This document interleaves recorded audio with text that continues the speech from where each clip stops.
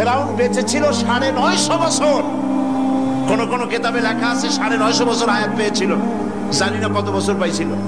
950 বছরের ভেতরে একদিন তার সর্দিও হয় নাই।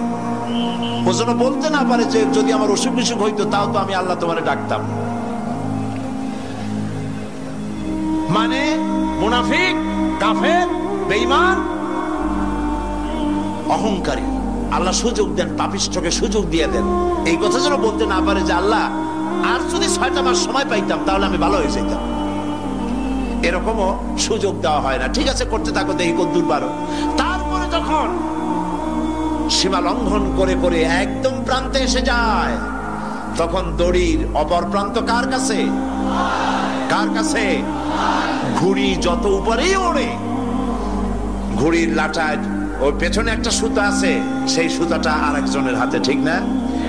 ঘুড়ি যতই মনে করুক যে আমি পাল্লা দিয়ে মঙ্গল গ্রহে যাব, যেখানে খুশি সেখানে যাব, ঘুড়ির এই অহংকার পিছে বেশি দূরে যেতে পারবে না, যেহেতু তোমার পেছনে একটা দড়ি আছে, সেই দড়িটা আরেকজনের হাতে। এই দড়িতে যখন টান দেওয়া হবে, কাছে ফিরে আসতে হবে, যেখান থেকে উৎপত্তি সেখানেই ফিরে আসতে হবে।